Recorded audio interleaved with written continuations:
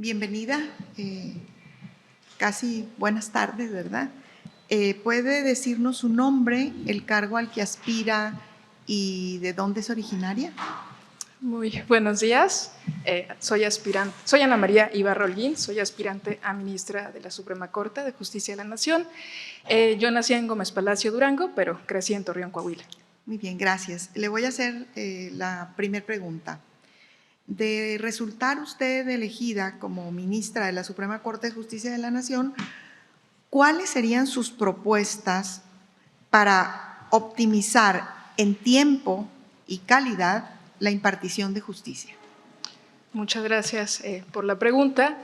De ser favorecida con el voto ciudadano para el cargo de ministra de la Suprema Corte, creo que es una oportunidad para renovar el rostro de la justicia en México. Creo que la justicia no puede mantenerse distante de las necesidades más apremiantes de la sociedad. Y respecto a la pregunta, una justicia lenta no es justicia. El cambio, la renovación actual es una oportunidad para repensar distintos aspectos de la justicia constitucional en México. 9 ministros, 5 ministras, 4 ministros harían más ágil las resoluciones en pleno de los asuntos. Habría que revisar también los criterios de importancia y trascendencia en los amparos directos en revisión y creo que en la discusión del Tribunal Pleno podía agilizarse también, por ejemplo, la discusión de temas electorales que muchas veces son reiterativos. Anteriormente los asuntos de derechos humanos pues, se discutían en las salas. Me parece que esto le va a dar una mayor agilidad y le podemos dar una respuesta más pronta a la ciudadanía, ¿no?, sobre estos temas que los aquejan. Ahora también con la regla de resolver los asuntos en 6 meses, me parece que es tiempo absolutamente suficiente para estudiar con toda la conciencia un caso. Yo como magistrada trato siempre de no tener un rezago más allá de 6 meses, es absolutamente suficiente para resolver. No podemos más mantener una justicia lenta, alejada de la ciudadanía. Es la oportunidad para darle un nuevo rostro a la justicia en México. También debemos repensar las reglas del juicio de amparo. Tenemos un nuevo juicio de amparo, bueno, ya no tan nuevo, pero que sigue viviendo con los criterios, las jurisprudencias del pasado. Realmente no hemos adaptado, no hemos hecho del juicio de amparo un medio de tutela y de defensa de los derechos humanos que sea ágil, que sea adecuado, que le dé respuesta sustantiva a los ciudadanos. Creo que es la oportunidad para repensar muchas de las fórmulas procesales de procedencia, improcedencia, tecnicismos barrocos que no le dan respuesta al ciudadano. Y en este orden de ideas que usted expone, ¿qué papel considera usted que cumple la elaboración de una sentencia? ¿En qué términos la repensaría usted si va dirigida a la ciudadanía? Claro, la sentencia es el medio comunicante con la ciudadanía, con las personas. No podemos escudarnos más en tecnicismos, en lenguaje barroco. Tenemos que escribir el lenguaje ciudadano, con sentencias claras, concretas, pero que también entendamos como ministros de la Corte que nuestras sentencias dialogan entre las fuerzas del pasado, del presente y del futuro.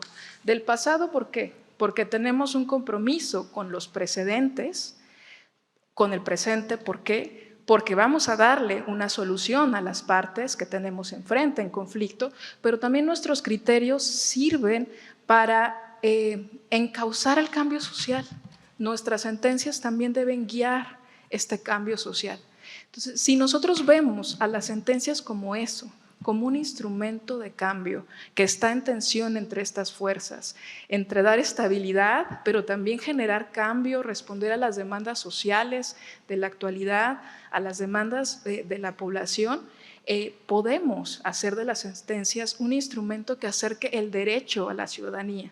Y esto lo podemos hacer solo con esta responsabilidad institucional, entendiendo que el Poder Judicial no es un ente aislado, sino que debe colaborar con el Poder Ejecutivo y el Poder Legislativo. Tenemos un problema mayúsculo en el cumplimiento de las sentencias que solo se puede resolver con esta colaboración, que entendamos que vamos a avanzar juntos en encauzar este cambio social. Y la sentencia es el instrumento que el juez, la jueza tiene de su lado para impulsar, para argumentar.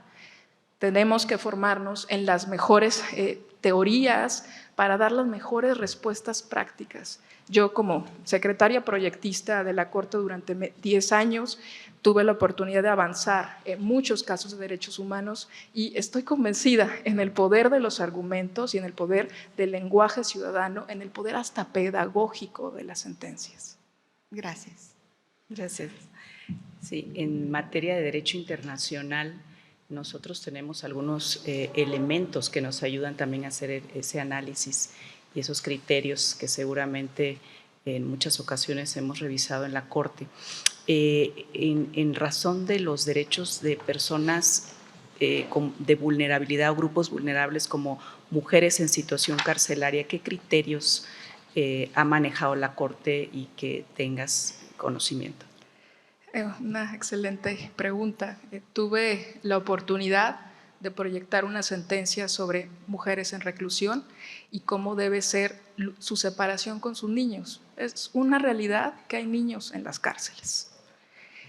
Y la pregunta que se hizo en ese caso a la Suprema Corte fue: ¿hay un momento en que los niños deben ser separados de sus madres? Y si esta separación tiene que ocurrir, ¿bajo qué condiciones? En ese precedente, creo que fue un precedente muy importante porque se pudo establecer primero visibilizar una realidad que está oculta, la situación en que viven las mujeres y las mujeres con niños y los niños en los centros de reclusión. ¿Cuáles son las medidas, los deberes administrativos que tienen que tomar las autoridades para velar por esta situación especial en la que se encuentran las mujeres y los infantes? Y se resolvió que es verdad que en una primera etapa, en la infancia más cercana, los niños tienen necesidades que tienen que ser resueltas por sus mamás. Son necesidades de apego que van a ser muy relevantes incluso para determinar la personalidad futura del niño, niña o adolescente. Pero que a la vez llega un momento en que el niño o la niña tienen necesidades de socialización, que por supuesto no pueden ser satisfechos en un centro de reclusión, y entonces es verdad, es necesario que los niños tienen que salir. Pero ¿cómo debe ser esta salida? En ese precedente se estableció que debe ser gradual, que debe tratarse de mantener el contacto entre la madre y el niño o niña, debe intentarse hacer visitas permanentes. Es una realidad muy compleja, muy difícil de procesar y manejar entre todos los valores que se encuentran en juego, pero creo que con la sensibilidad, con las directrices que se dictó en ese precedente por la Suprema Corte, las autoridades administrativas, los encargados de los centros de reclusión pueden establecer medidas al menos para paliar las afectaciones de la reclusión en los niños, niñas y adolescentes. Gracias, gracias. Sí.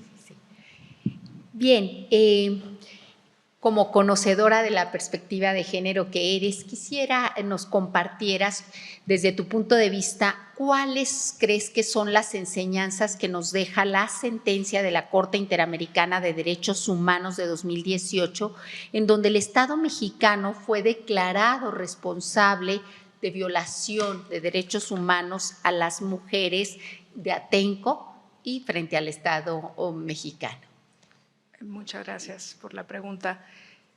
Primero, que la desigualdad es una realidad en este país, que las mujeres se encuentran en una situación de desventaja, pero que hay desventajas múltiples o que hay una discriminación interseccional. Cuando hablamos del cruce de factores de vulnerabilidad, como el ser mujer, pero el ser pobre, el ser indígena, e incluso en ocasiones, como en ese caso también, de cierta edad avanzada. ¿Cómo nos acercamos entonces a esta situación de vulnerabilidad de este grupo donde se cruzan todas estas dificultades? la realidad primero que nos manifiesta esta sentencia, también respecto del abuso de autoridad y la forma en que tienen que resolver la autoridad las manifestaciones públicas y cómo acercarse a proteger a estos grupos vulnerables. Y el acceso a la justicia, que tenemos que dejar de que la justicia sea un instrumento absolutamente lejano, sobre todo para los grupos más vulnerables, sino que el instrumento de tutela, como es el juicio de amparo, tendría que acercarse para resolver estas situaciones de vulnerabilidad. Entonces, en esta sentencia obligatoria, pues estas dos cuestiones, yo diría, en resumen. La situación o la forma en cómo podemos manejar estas vulnerabilidades interseccionales y también los estándares sobre uso de la fuerza para el manejo de situaciones de manifestaciones públicas. Le quedan 2 minutos para que manifieste lo que… ¿Un minuto? Un minuto, sí. Para que manifieste de un cierre a su entrevista.